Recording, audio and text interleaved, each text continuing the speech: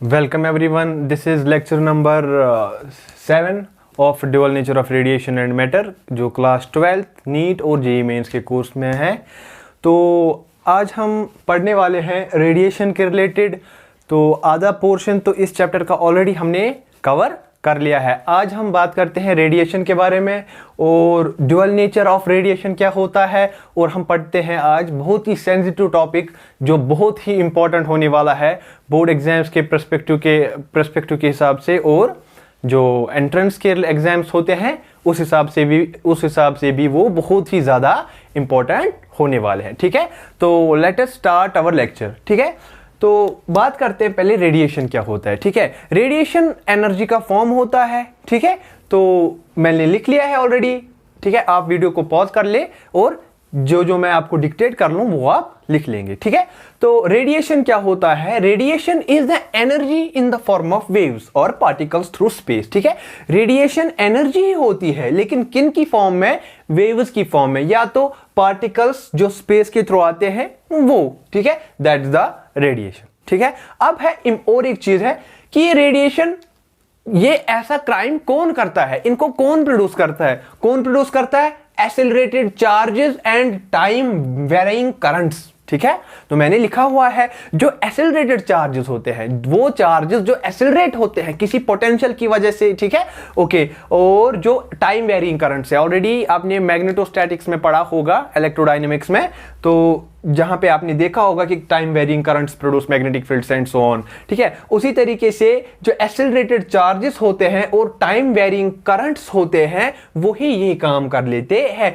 कौन सा काम करते हैं? अरे भाई साहब, ही ये रेडिएशंस को प्रोड्यूस करते हैं। दैट मीन्स मैंने लिख लिया है यहां पे, जो एक्सेलरेटेड चार्जेस होते हैं एंड टाइम वेरिंग करंट्स होते हैं will do such crime of producing radiations. यही ये गलती कर सकते हैं कि ये रेडिएशंस को प्रोड्यूस कर सकते हैं। ठीक है, अब है हमारे पास कि ड्यूअल नेचर ऑफ रेडिएशन क्या होता है। ठीक है, ओके, जैसे इंटरफेरेंस आपने पढ़ा हुआ है। ठीक है, ये मैं अब कर लेता हूं, यहां तक आपने कॉपी कर लिया होगा, यहां तक का पोर्शन।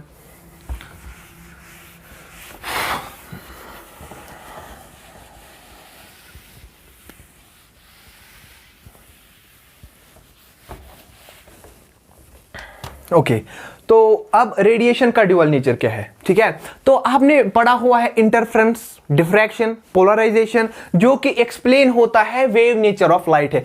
अगर लाइट का वेव नेचर है तभी आप बोल सकते हो देयर इज इंटरफेरेंस। अगर लाइट का वेव नेचर है तभी आप बोलोगे डिफ्रैक्शन है। अगर लाइट का वेव नेचर है तभी आप बोलोगे पोलराइजेशन है। ठीक है, थोड़ा थोड़ा मैं बता लेता हूं। जैसे इंटरफेरेंस ऑलरेडी बताया हुआ है यंग्स डबल स्लिट एक्सपेरिमेंट में, जो आपने पढ़ा हुआ है कि इंटरफेरेंस क्या है। ये एक स्लिट होता है। ठीक है, फॉर एग्जांपल, या ऐसे आपने एक लाइट का सोर्स ले लिया, ठीक है, दूसरा लाइट का सोर्स ले लिया। ठीक है, ये अपना लाइट ऐसे, ठीक है, ये आगे जा रहा है, ये जा रहा है आगे, जा रहा है आगे, जा रहा है आगे।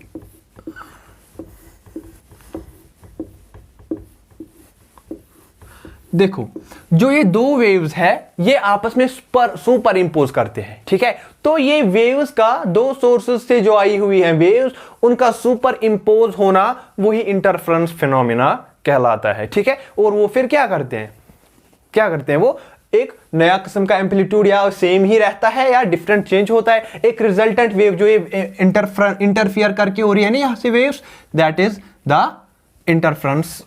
This process called the interference. ठीक है, और ये कुछ पैटर्न्स मिलते हैं आपको ऐसी, जैसे यहां पे डार्क बैंड, ब्राइट बैंड, ठीक है, वाइड या सी में। ओके, तो वो चीज आपने ऐसे से पढ़ा हुआ है ऑलरेडी। ठीक है, ऑप्टिक्स में। ओके, हाँ, ओके, अब बात करते हैं डिफ्रैक्शन। डिफ्रैक्शन क्या होता है? डिफ्रैक्शन हो गया लाइट का बेंड होना एट द एजेस। ठीक है, तो मैं ऐसे बताऊंगा आपको। अगर आप यहां पे एक स्लिट रखते हो ऐसे करके, ठीक है, यहां आप लाइट डालते हो, ये सारी लाइट, ठीक है, तो ये लाइट है, तो ये यहाँ ही से पास होनी चाहिए, यहाँ अगर स्क्रीन रखेंगे तो यहाँ पे लाइट आनी चाहिए सारी, लेकिन ऐसे तो होती ही नहीं है, ये लाइट यहाँ से पूरी फैल जाती है। दैट मीन्स जो ये लाइट होती है इसका डिफ्रैक्शन होता है, दैट मीन्स ये एजेस के पास बेंड होती है, that's called diffraction of light. समझ में आया यहाँ तक? ओके, ठीक है। तो अब इसी तरीके से पोलराइजेशन, ठीक है, तो जो क्या होता है कि सिर्फ लाइट का वेव नेचर जब होगा तभी वो एक्सप्लेन हो पाएंगे। दैट मीन्स हमने जाना कि लाइट का वेव नेचर होता है, और हमने इसके अलावा एक कॉन्सेप्ट पढ़ा है फोटो इलेक्ट्रिक इफेक्ट का। लाइट फोटोन आया, इलेक्ट्रॉन को टकराया और इलेक्ट्रॉन को निकाल लिया, एमिट कर लिया, ठीक है। तो दैट मीन्स कि photo electric effect particle nature show करता है। उसी के अलावा और एक पार्टिकल होता है और एक इफेक्ट होता है जिसको आप बोलते हो कॉम्पटन इफेक्ट। वो आप आगे आने वाले जो क्लास हो गए आपके अंडर ग्रेजुएट यूजी कोर्सेज में, तब आप वो पढ़ लेंगे। कॉम्पटन इफेक्ट क्या होता है? एक इलेक्ट्रॉन होता है, ठीक है, रेस्ट पे होता है, ये फोटोन आया, ठीक है, तो ये लेकिन बाउंडेड नहीं होता है। इंपॉर्टेंट क्वेश्चन में एक बोलना भूल गया हूं, ठीक है, मैं आपको भूल गया हूं ये क्वेश्चन देना कि हम फोटो इलेक्ट्रिक इफेक्ट में बाउंड इलेक्ट्रॉन को ही क्यों लेते। आप ये कर लेना, ठीक है, आपके लिए असाइनमेंट बन जाएगा। Why we consider the electron to be bound in photo electric effect, ठीक है। हाँ, अब उसी तरीके से और एक इंपॉर्टेंट कॉन्सेप्ट है, दैट इज कॉम्पटन इफेक्ट। उसमें क्या होता है? इलेक्ट्रॉन होता है, ठीक है, फोटोन आया, इसका energy E equal to h nu से, तो ये इलेक्ट्रॉन आया, इलेक्ट्रॉन को टकराया, तो इलेक्ट्रॉन क्या हुआ? इलेक्ट्रॉन पता ही नहीं कहां से यहां से भाग जाता है, ठीक है। लेकिन जो ये फोटोन है इसका वेवलेंथ चेंज हो जाता है, ठीक है, और वो दूसरी डायरेक्शन में चला जाता है। There would be some angle, ये आगे जाके पढ़ोगे आप, ठीक है। तो ये चीजें होती हैं इसमें, इस तरीके का इफेक्ट होता है। जो इलेक्ट्रॉन होता है ये यहाँ पे बाउंड नहीं होता है, फ्री होता है। जो यहाँ फोटो इलेक्ट्रिक इफेक्ट में इलेक्ट्रॉन होता है that is bound with the metal, ठीक है। तुमने इलेक्ट्रॉन को एनर्जी देनी पड़ेगी, मेटल को वो एनर्जी देनी पड़ेगी पहले, जिससे वो उस इलेक्ट्रॉन को बांध के रखा हुआ होता है उसने, ठीक है। ओके, तो ये चीजें आपने देख ली। अब क्या हमने देखना है कि हमने देखा इंटरफेरेंस, डिफ्रैक्शन और पोलराइजेशन जैसी चीजों को एक्सप्लेन करने के लिए आपने पता होना चाहिए कि लाइट का वेव नेचर लाजमी है। उसी तरीके से photo electric effect, Compton effect हमको यह बताता है कि लाइट का पार्टिकल नेचर होना जरूरी है, जो आइंस्टाइन ने बताया हुआ था, ठीक है। ओके, तो हम ऐसे बोलेंगे कि जो ये लाइट है भाई साहब, ये कभी कभार हमको लाइट बिहेव करती है या कभी कभार वेव बिहेव करती है। That means sometimes light behaves like wave and sometimes as particle, ठीक है। दो धारी नेचर होता है इसका, ठीक है, जैसे दो धारी तलवार, ठीक है। ओके, लेकिन जैसे अगर दो धारी तलवार होती है, अगर कोई वो तलवार आपकी ओर शो होंगी, ठीक है, तो आपको एक ही फेस शो होगा।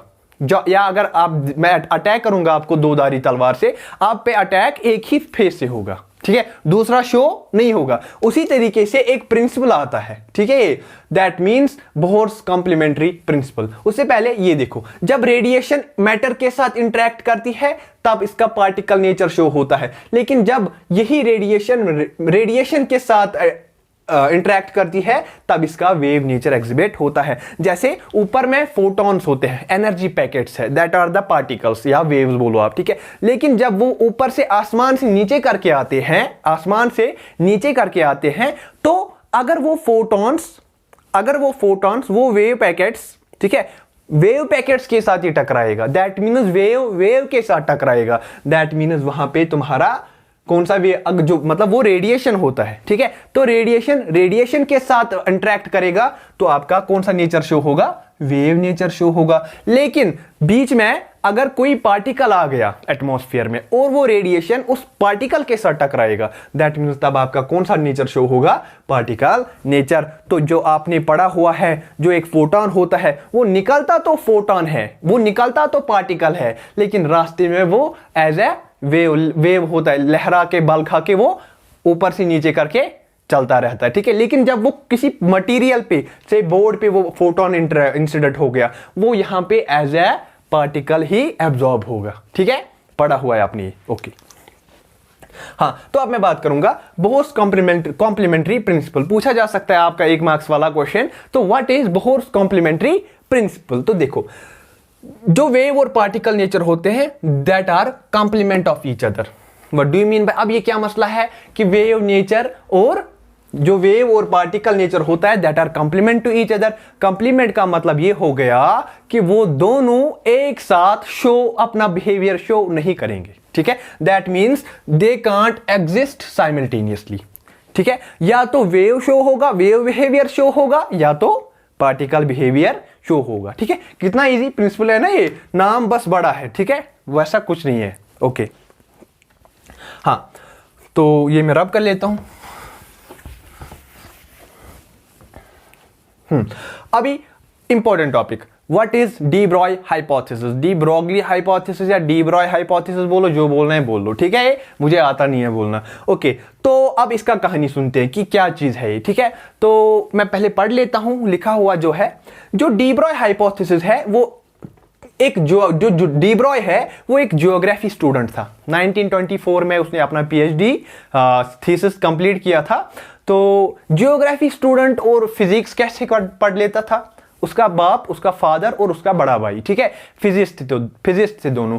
तो जब वो डिनर की टेबल पे बैठते रहते थे तो वहां पे डिस्कशन होता था। तो ये जो भाई था उनका छोटा सा, तो ये सुनता था इनका डिस्कशन। तो इसने दोनों की लड़ाई तीसरे ने फायदा उठा दिया, ठीक है। तो उसने उनकी बातों पे गौर करना स्टार्ट कर दिया, ठीक है। तो उसने एक हाइपोथेसिस दिया, ठीक है ना, उसने अपना एक थ्योरी दे दिया, ठीक है। तो क्या नाम था उसका, डी ब्रोगली हाइपोथेसिस, ठीक है। जो उसने दे दिया ना, ये उसका एक इंट्यूटिव कह सकते हैं कि बस मन में था उसके, ठीक है। उसने क्या सोचा कि अगर नेचर में दो चीजें हैं, मैटर और रेडिएशन, तो रेडिएशन का ड्यूअल नेचर है, तो लेकिन नेचर तो सिमेट्री पसंद करती है, नेचर लव्स सिमेट्री, है ना, नेचर तो सिमेट्री पसंद करती है।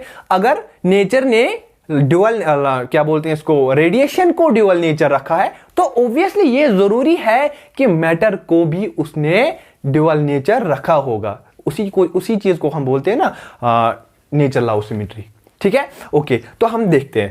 तो एक ज्योग्राफी स्टूडेंट था, तो डी ब्रॉय ने क्या बोला, अगर कोई भी मटेरियल पार्टिकल होगा, मटेरियल पार्टिकल जिसका मास होगा, that means electron, proton, neutron करके, ठीक है, तो उसका एग्जिबिट करेगा वेव नेचर, ठीक है। बट इलेक्ट्रॉन, प्रोटॉन, न्यूट्रॉन ये तो मटेरियल पार्टिकल्स है, ठीक है, इनका पार्टिकल नेचर होना चाहिए। लेकिन डी ब्रॉय ने क्या बोला कि इनका वेव नेचर भी एग्जिबिट करेगा, ठीक है। तो that means similar to light matter has dual nature, ये साबित हो गया, ठीक है, कि जैसे लाइट का ड्यूअल नेचर है उसी तरीके से भाई साहब इस electron, proton, neutron that means material particles के भी ड्यूअल नेचर होंगे। समझ में आया यहां तक? ओके तो अब बात करते और आगे जाके। जो ये डी ब्रॉय था उसने क्या बोला कि जब एक इलेक्ट्रॉन मटेरियल पार्टिकल मूव करता है, ठीक है, तो उसके साथ वेव भी होती है। जैसे एक क्रिकेटर क्रिकेट बॉल को शॉट खेलता है, बॉल उड़ती जा रही है, तो बॉल एक मटेरियल पार्टिकल है, उसका मास है, तो जब उड़ती जाती है तो वो तो एक पार्टिकल जा रहा होता है, तो पार्टिकल के साथ साथ बॉल के साथ साथ उसके साथ एक वेव एसोसिएट होती है। उस वेव का नाम क्या रखा गया, मैटर वेव, यार बोलो डी ब्रॉय वेव, ठीक है, या उसको बोलो आप de Broglie wave, D Broglie wave, या बोलो मैटर वेव, ठीक है, तो या बोलो आप पायलट वेव। ये तीन नाम उसके उस वेव के आप ये नाम तीन कह सकते हो। दैट मीन्स आप कह सकते हो डी ब्रॉय वेव, आप कह सकते हो पायलट वेव, आप कह सकते हो मैटर वेव। तो आपने अब ध्यान दे दिया, याद रख लिया कि अगर कोई भी मटेरियल पार्टिकल उस मोशन में होगा, उसका कोई पर्टिकुलर वेलोसिटी होगा, दैट मीन्स उसके साथ उस वक्त एक वेव एसोसिएट होगी, ठीक है। ओके तो अब मैं आपको ऐसा बताऊंगा, थोड़े यहां पे मैं आपको एक्सप्लेन करने की कोशिश करता हूं कि क्या बोला था। ध्यान दीजिएगा आप, देखो ये एक एटम है, हाइड्रोजन एटम, ठीक है, उसको यहां पे न्यूक्लियस होता है, से दिस इज इलेक्ट्रॉन, यहां से घूमेगा इलेक्ट्रॉन अपनी ऑर्बिट में घूमता है, हाइड्रोजन का एक ही शेल होता है, तो वो इसी ऑर्बिट में घूमेगा, ठीक है, घूमेगा। तो क्या बोला गया कि इसके साथ जब ये घूमता है, ये मटेरियल पार्टिकल है, तो इसके घूमने के साथ इसको एक वेव एसोसिएट होती है।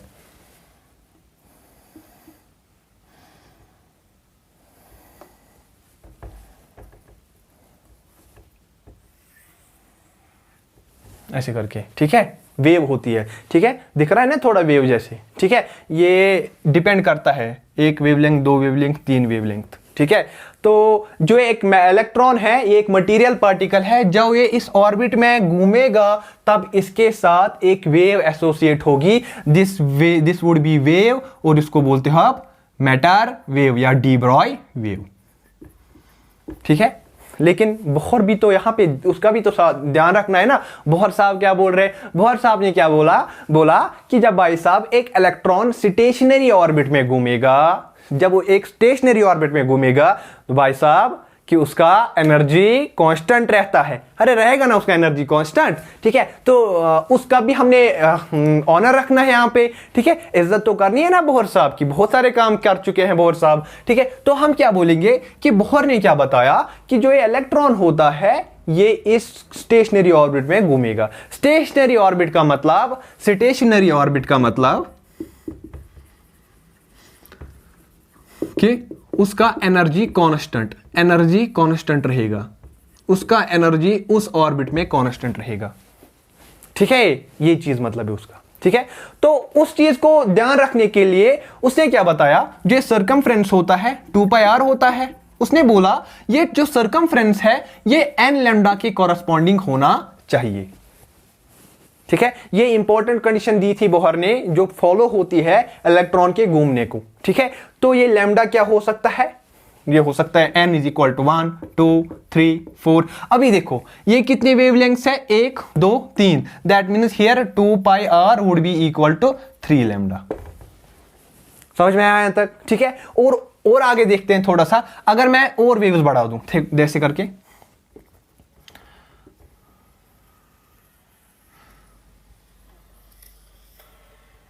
ये देखो, ठीक है, अब मजा आ रहा है, ठीक है। 1 2 3 4, दैट मीन्स इसके लिए 2πr would be equal to 4 lambda,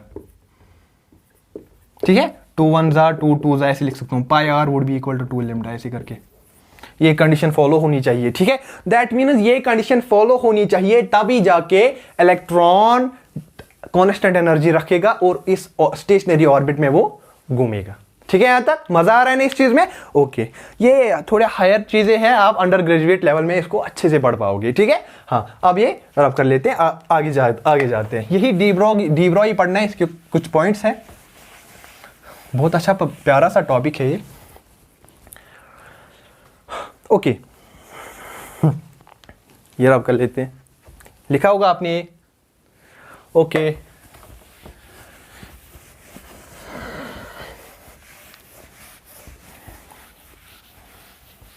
ठीक है, और एक पॉइंट लिखता हूं, जो ये डी ब्रॉय की थ्योरी थी एक इंट्यूटिव थ्योरी थी, खुद के दिमाग से सोच लिया था, ठीक है। मैं ऐसे लिख लेता हूं, ये एक पॉइंट लिख लेते हैं यहां पे, D Broglie put this theory on the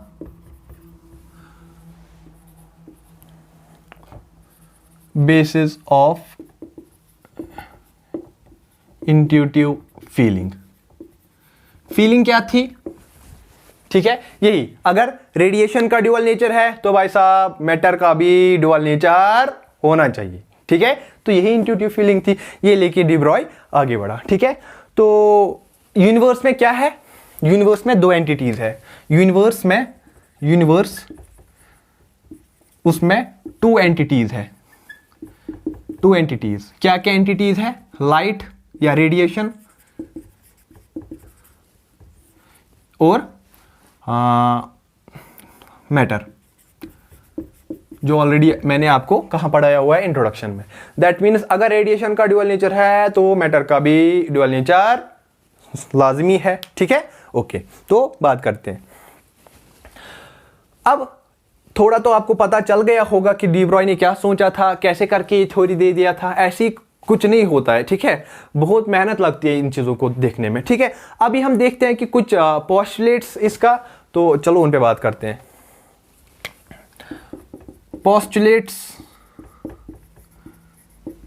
of D Broglie hypothesis, D Broglie hypothesis. ठीक है, पहला पोस्टुलेट देखो, मैं पहला पोस्टुलेट लिखता हूं, देखो E is equal to m c square. बताओ ये चीज क्या है? Einstein's mass energy relation. ये बताओ, जो ये E है, जो ये E है, ये क्या है? ये energy of radiation, energy of radiation. समझ में आया? ठीक है, एनर्जी ऑफ रेडिएशन। जो ये M है, ये क्या है? मास ऑफ पार्टिकल। अरे भाई साहब, है कि नहीं? मास ऑफ पार्टिकल। तो जो ये रिलेशन है, ये किसको जोड़ रहा है? जरा देखो, energy of radiation is equal to mass of particle. Energy of radiation is equal to mass of particle. That means यहां पे एक क्लोज पैरेललिज्म है किस किस के बीच में? रेडिएशन और मास के बीच में। दैट मीन्स पार्टिकल के बीच में। इसी चीज को लिख लेते हैं, ध्यान से आपने देखा होगा। That is this satisfies, this signifies, ऐसे बोलूंगा मैं, this signifies there is close parallelism between किस किस के बीच में? Radiation and particle, radiation and particle या मैटर बोल सकते हैं। ठीक है, एक पोस्टुलेट हो गया। कितनी कितनी प्यारी चीजें हैं ये। ठीक है ना, मजा आ रहा है इस चीज में। या मैं ऐसे बोलूंगा कि यहां सिमिट्री है, थोड़ा यहां सिमिट्राइजेशन हो गया। ठीक है, that is there is symmetry. ठीक है, लिख सकता हूं मैं कि यहां पे सिमिट्री अटेन हो रही है। ठीक है, ओके। अब बात करते हैं, रब कर लेते हैं। ये लिखा होगा आपने,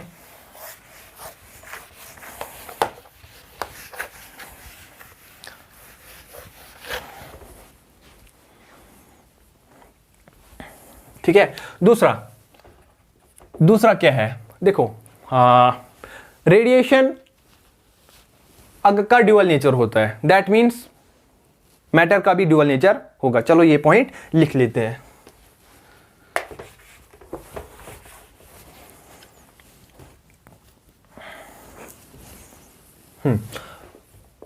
आवर यूनिवर्स, ऑलरेडी लिखाया हुआ है ये पॉइंट, अभी पोस्टुलेट में नोट्स बना रहे हो तो तभी मजा आएगा आपको लिखने में। Our universe had two observable quantities, observable quantities,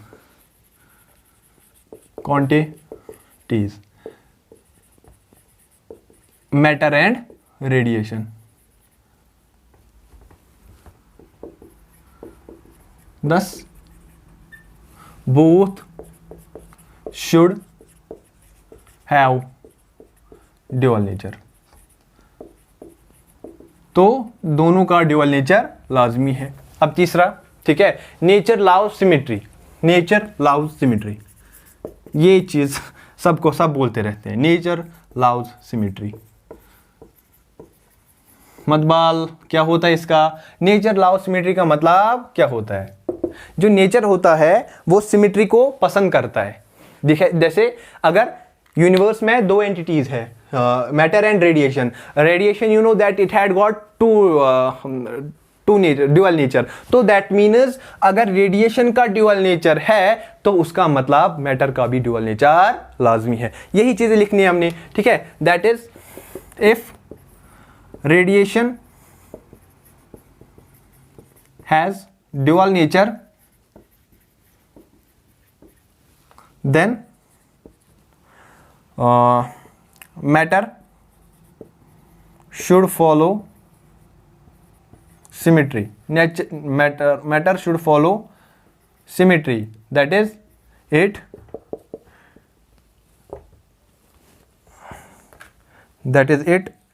should also have dual nature. ठीक है, तो इसका भी ड्यूअल नेचर होना चाहिए। ठीक है, ये तो इस तरीके से आपका थोड़ा ये समझ में आया होगा कि क्या चीजें कैसे करके होती है। ठीक है, अब बात करते हैं mathematical version of D Broglie hypothesis. ये तो अभी थ्योरी हो गया था इसका, तो अभी इसका मैथमेटिकल वर्जन देख लेते हैं। चलो मूव करते हैं, ये आपने लिख लिया होगा। ठीक है, ओके, मूव करते हैं मैथमेटिकल वर्जन पे। Okay, moving to mathematical version. अपना नोटबुक साथ साथ में बनाते जाएंगे। ठीक है, नोटबुक बनाना इज कंपलसरी। ठीक है, ओके।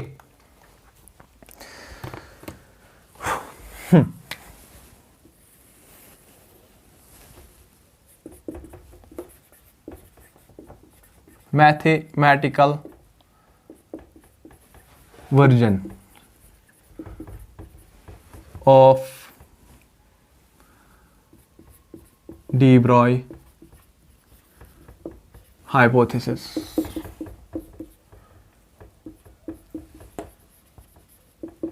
ठीक है, क्या चीज होता है ये, जैसे मुझे पता है, वी नो।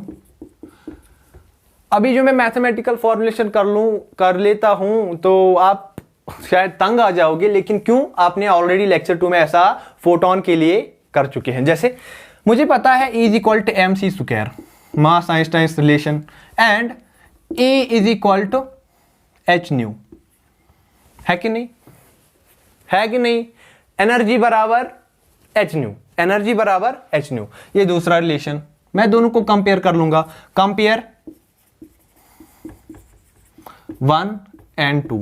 ये भाई साहब बोल रहा है एनर्जी का value E equal to h nu, ये भाई साहब बोल रहा है एम सी स्क्वायर, तो दैट मीन्स ये एम सी स्क्वायर इस एच न्यू के बराबर होगा। That means H C, sorry this is H new would be equal to m c square, implies H C over lambda is equal to m c square. ये सी और एक सी गया, implies H over lambda is equal to m c. ठीक है, लेकिन यहां बात हो रही है de Broglie wavelength, that means de Broglie hypothesis. De Broglie ने किसके बारे में बात की थी, मटेरियल पार्टिकल। मटेरियल पार्टिकल का मास होता है और वो किसी पर्टिकुलर वेलोसिटी, उसका एक मोमेंटम भी होता है, दैट मीन्स उसका वेलोसिटी c की जगह v होगा। ठीक है ना ये, okay, that means c similar to v for material particles. ठीक है, इंप्लाइज h ओवर लैम्डा would be equal to mv. This would be the momentum because mv is called momentum. मैं लिखूंगा p is equal to mv, है ना बात सही। m is mass, v is velocity, implies h over lambda is equal to p। मैं लिखूंगा implies ऐसे करके p is equal to h over lambda। This is the de Broglie, this is a momentum, और मैं ऐसे लिखूंगा, और lambda is equal to h by p, या लिखो एच बाई एम बी, और lambda is equal to h by m v. ठीक है, मजा आ रहा है ना इसमें। नॉर्मली है, कुछ रॉकेट साइंस तो है नहीं, बस ऐसा इधर इधर चीजों को करना है। ठीक है, बात खत्म। ठीक है, जैसे अब यहां पे ध्यान दो, lambda is equal to h by m v, lambda is equal to h by p. ठीक है, ये इंपॉर्टेंट रिलेशन है, यहां पे ध्यान दो। देखो ये जो लैम्डा है, this corresponds to some wave, this is momentum, and this corresponds to some particle. ये किसी पार्टिकल के लिए होगा मोमेंटम, और ये किसी वेव का होगा। दैट मीन्स जो ये रिलेशन है, दिस सिग्निफाइज दैट जो यहां पे वेव है और जो मोमेंटम है वो आपस में रिलेटेड है, और उनको कौन रिलेट करा रहा है, ये भाई साहब, एच भाई साहब। इसका नाम क्या है, प्लैंक्स कांस्टेंट। ठीक है, तो मैं इसी चीज को लिख लेता हूं।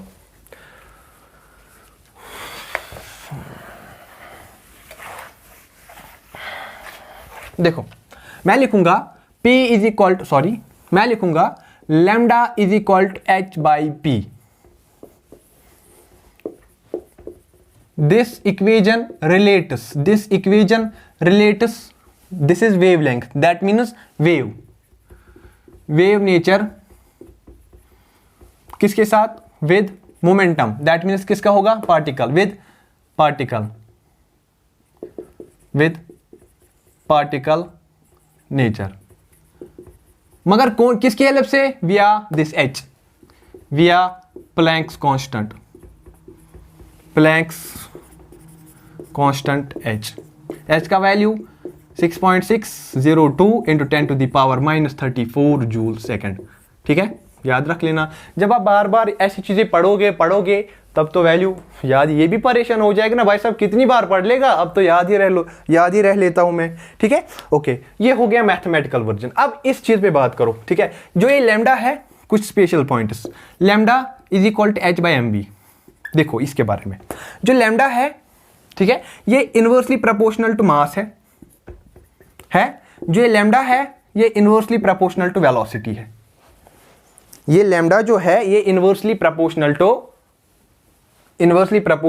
वेलोसिटी है। अब देखो, if velocity is equal to 0 that means particle is at rest. को वैसा पार्टिकल जो मूवमेंट नहीं कर रहा होगा, जिसका मोशन नहीं होगा। ठीक है, अगर v 0 that means implies lambda proportional to 1/0। 1/0 क्या होता है? इन्फिनाइट भाई साहब। ठीक है, that means lambda would be equal to infinite. क्या ऐसा वेवलेंथ होगा? क्या वो वेव होगा? वेवलेंथ ये आपने लिखा होगा, मैं ऐसे दिखाऊंगा थोड़ा।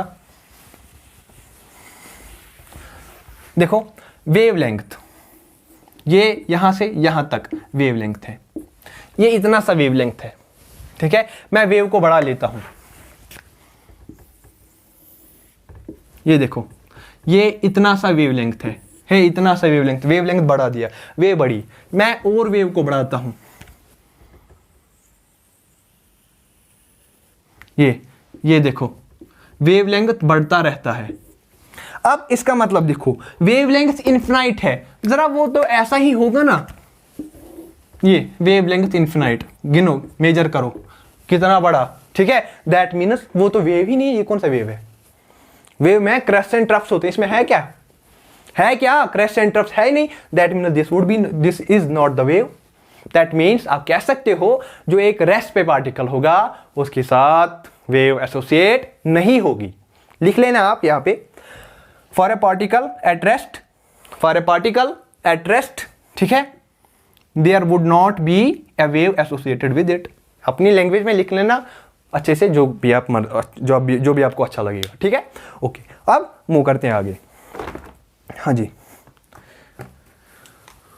ये रब कर लेता हूं मैं।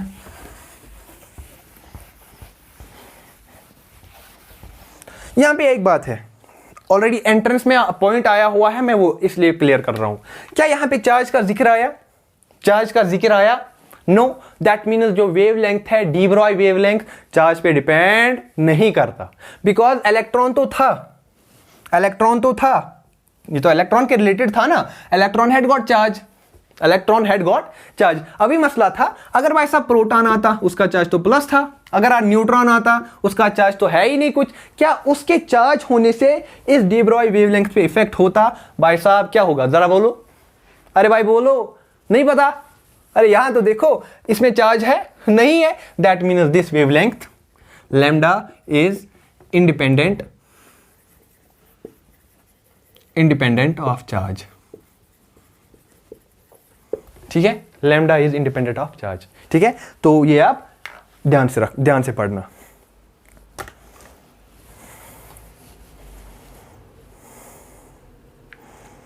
ठीक है, यही पॉइंट अगर आपका नीट में ऐसा करके आएगा, क्या इलेक्ट्रोमैग्नेटिक वेव्स का डी ब्रॉगली वेवलेंथ होगा? नहीं होगा। ठीक है, जो इलेक्ट्रोमैग्नेटिक वेव्स है उनका डी ब्रॉय वेवलेंथ नहीं होगा। ठीक है, दैट मीन्स जो इलेक्ट्रोमैग्नेटिक वेव्स है वो डी ब्रॉय वेवलेंथ नहीं होते उनमें। ठीक है, that means D Broglie wave can't be electromagnetic in nature. ये लिख लेना आप, लिख लेता हूं मैं।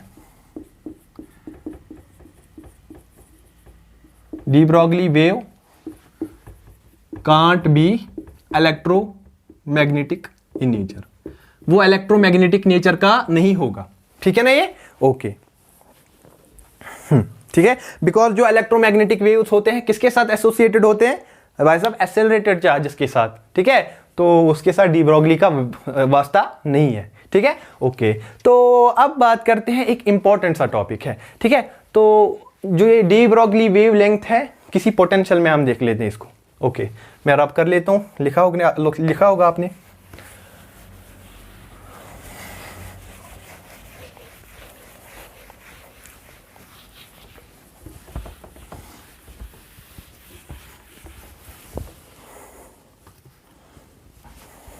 ठीक है, अब देखो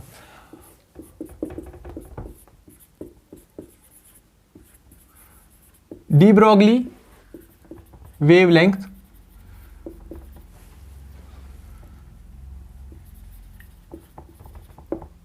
associated with an electron in a potential of V volts। ठीक है, अगर कोई भाई साहब इलेक्ट्रॉन होगा, ठीक है, उसका मास m होगा और वो किसी पोटेंशियल में V वोल्ट्स के पोटेंशियल में ऑलरेडी होगा, क्या उसका डी ब्रोगली वेवलेंथ क्या होता है आपका, वो निकला। इसलिए इंपॉर्टेंट है, बहुत ज्यादा इंपॉर्टेंट है। जो मैं रिलेशंस निकालूंगा ना, कभी कभार आईआईटी एग्जाम्स में डायरेक्टली ये पूछे जाते हैं। ठीक है, ध्यान से देखेंगे आप। देखो एज काइनेटिक एनर्जी, तो मैं ऐसे पहले बोल लेता हूं अच्छा सा सोल्यूशन, अगर एग्जाम में भी आ गया कोई बोर्ड एग्जाम में, तो आप कैसे लिखेंगे, ऐसे करके आंसर में, let electron of mass m be in a potential of V volts।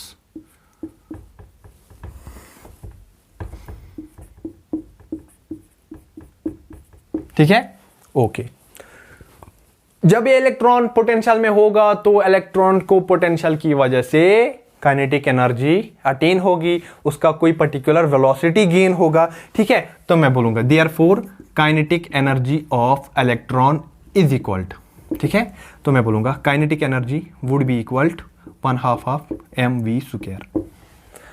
Photo electric effect में पढ़ा, काइनेटिक एनर्जी आ गया इलेक्ट्रॉन में, तो फिर हम उसको स्टॉपिंग पोटेंशियल प्रोवाइड करते हैं। ऑल्सो ये पहला, also kinetic energy would be equal to E into V एस होता था, E इंटू वी एस।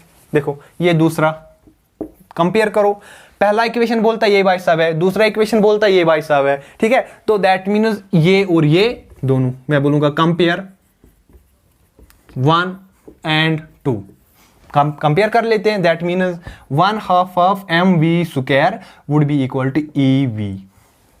ये देखो, ये जो v है यहां पे, ये है वेलोसिटी, ये जो ये वाला v है ये है पोटेंशियल।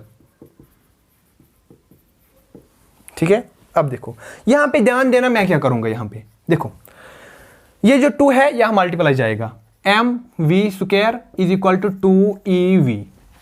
ठीक, अगर मैं यहां पे स्क्वायर कर दूं, यहां पे m कर दूं, कोई प्रॉब्लम नहीं ना होगा ना, कोई प्रॉब्लम। ठीक है, अभी आपको पता चलेगा कि मैं ऐसा क्यों कर रहा हूं। ठीक है, ओके।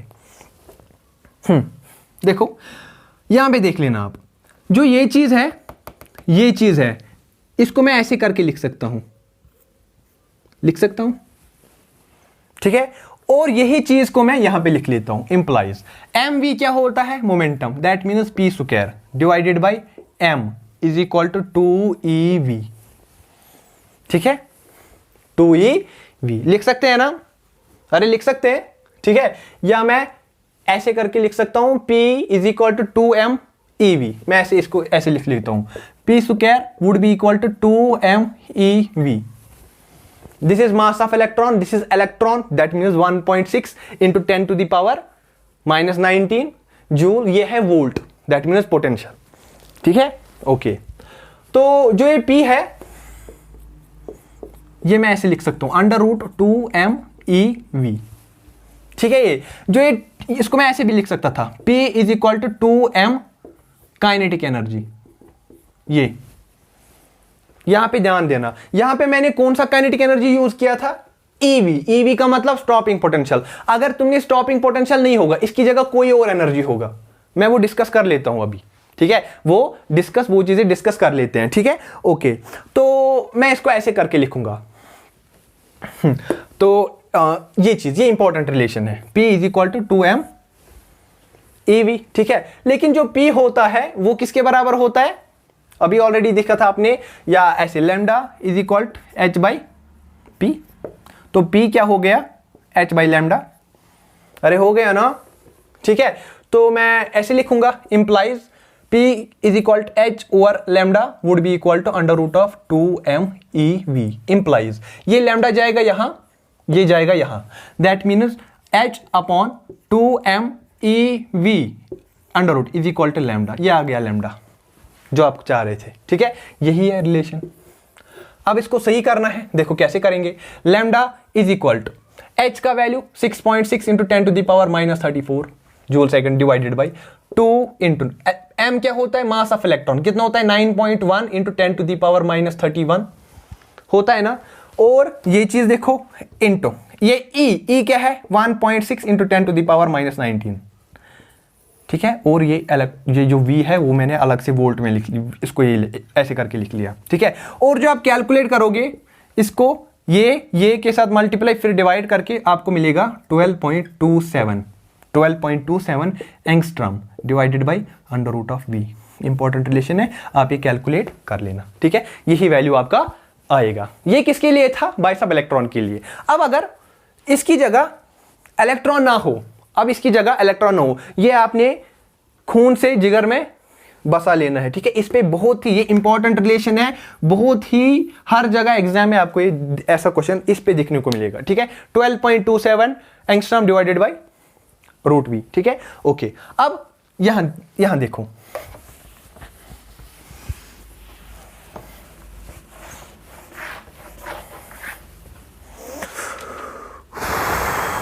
ओके, फॉर प्रोटॉन, ठीक है। प्रोटॉन के लिए क्या होता है, प्रोटॉन का मास क्या होता है 1.6 इंटू 10 टू द पावर -27, वही होता है ना, अरे वही होता है ना, हाँ इतना ही होता है। यहां 9.1, यहां 1.6, ये केजीज में होता है। अब अगर इसके लिए आपको वेवलेंथ निकालना होगा, कुछ नहीं करना, वे फॉर्मूला यही है, देखो ऐसे करके लैम्डा इज इक्वल टू 6 यही फॉर्मूला देखो h upon under root of 2mEV, ठीक है। देखो ऐसे करके h कितना 6.6 इंटू 10 टू द पावर -34 डिवाइडेड बाई 2 इंटू एम। यहां पे मैंने यूज किया था इलेक्ट्रॉन के लिए 9.1 इंटू 10 टू द पावर -31। यहां पे क्या यूज करूंगा, प्रोटॉन के लिए 1.6 into 10 to the power -27, electron क्या है 1.6 इंटू 10 टू द पावर -19, और ये रूट में ये V में, ठीक है। और lambda would be equal to 0.287, I think so, इतना वैल्यू है मेरे हिसाब से, तो यही वैल्यू होता है, ठीक है। डिवाइडेड बाई एंगस्ट्रॉम में divided by root of V। ये किसके लिए है, प्रोटॉन के लिए, लैम्डा प्रोटॉन। ये किसके लिए है, लैम्डा इलेक्ट्रॉन, ये electron. Wavelength associated with an electron in a potential of V volts, wavelength associated with a proton in a potential of V volts, ठीक है।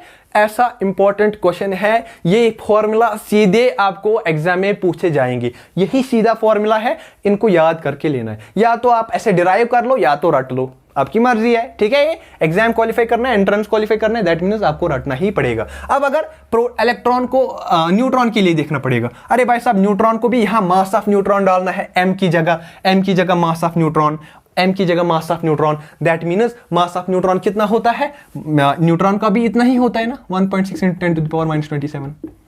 इसका भी तो यही आंसर आएगा, यही आएगा 0.287 divided by root of V।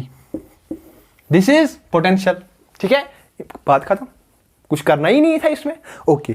अब मसला, अगर आपको ये चीज देखो, अगर आपको काइनेटिक एनर्जी, थर्मल एनर्जी दी होगी, देखो मैं बोलता हूं यहां पे as special case lambda is equal to h upon 2mEV। Actual में जो ये EV है यहां पे, ये क्या है, स्टॉपिंग पोटेंशियल, दैट मीन्स ये यहां पे काइनेटिक एनर्जी है, ओके, ये यहां पे काइनेटिक एनर्जी है, ठीक है। अब अगर if thermal energy is given, ये जो ये EV है यहां पे काइनेटिक एनर्जी है, if thermal energy is given, ठीक है, तब काइनेटिक एनर्जी कितना होता है KT। नॉर्मली हम KT लेते हैं, फिर आधे जगहों पे आपको अंडर ग्रेजुएट में फिजिक्स में मिलेगा कि हाफ KT करके होता है, हाफ KT करके होता है, 3/2 KT करके होता है। अभी के लिए याद रख लो आप कि KT होता है। What is K, this is Boltzmann constant and T is temperature, ठीक है। अब देखो लैम्डा यहां पे लिख लेना, K Boltzmann constant, T temperature, ठीक है। अब देखो lambda is equal h upon under root of 2m, kinetic energy की जगह यहां पे k of t under root, this what is this k, this is Boltzmann constant, value दिया होगा, t दिया, ये कांस्टेंट होता है, टेम्परेचर किसी पर्टिकुलर टेम्परेचर पे ये बोलेगा। इसी तरीके से आपका ये डी ब्रॉय हाइपोथेसिस ओवर हो गया। अभी बचता है इस चैप्टर में डेविसन एंड जर्मर एक्सपेरिमेंट और जो पीपी थॉमसन का एक्सपेरिमेंट था उसके रिलेटेड बात करते हैं, और जो कुछ इसमें क्वेश्चंस भी कर लेंगे हम, जो नॉर्मली इन टॉपिक्स पे जो ये फॉर्मूला हमने पढ़ी हुई है 12.27 अंडर रूट ऑफ वी, इन चीज़ें, इन जैसी फॉर्मूलाज पे हम कुछ क्वेश्चंस देखते हैं जो पुराने आईआईटी एग्जाम्स में आए हुए हैं, नीट जेईई मेंस में आए हुए हैं, वो देखते हैं हम थोड़े से, ताकि आपके कॉन्सेप्ट्स और ज़्यादा स्ट्रॉन्गर हो जाए। इन चीज़ों को आप नोट डाउन करके रखिए नज़र के सामने, जिगर के पास, ठीक है। अपना फॉर्मूला नोटबुक साथ साथ में बनाते जाइए, शॉर्ट नोट्स बनाते जाइए, ठीक है। मिलते हैं नेक्स्ट लेक्चर में और ज़्यादा एनर्जी के साथ, ठीक है। ओके।